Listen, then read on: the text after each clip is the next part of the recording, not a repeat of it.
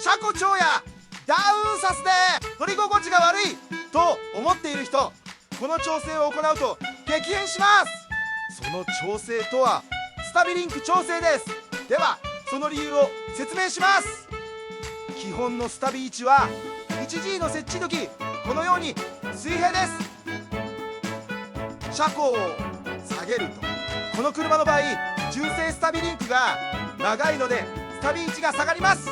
するとスタビの下可動が減ってスタビが引っかかり、車庫長が下がりきらない状況になってしまいます。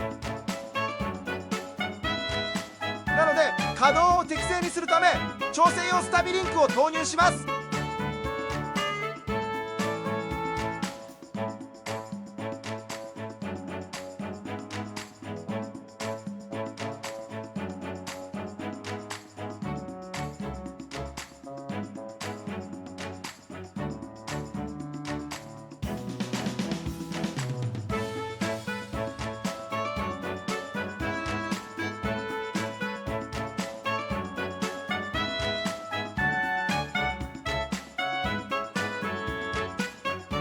こんな感じで調整します。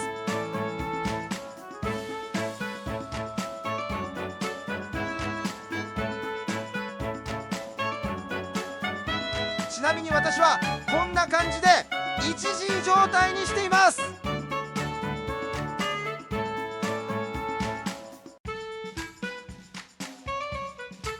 最終的に S6 のリアリンクはこんなに短くなりました。 M10 の 270mm、370mm でしたが、もっと短くても良かったですね。続いてフロント。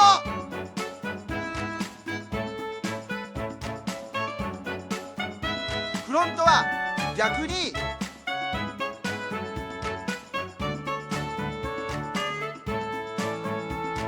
スタビを持ち上げてしまっています。ということはサスが縮む時にスタビが引っかかってストロークの邪魔をしています。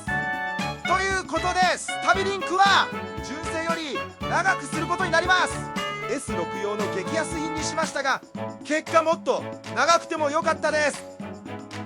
結果 S6 はフロント伸ばしてリアは縮める調整を行いました。リアはストロークが足りない状況、フロントはサスが縮まない状況だったということですね。すごく乗り心地が良くなったのですごくおすすめの調整です。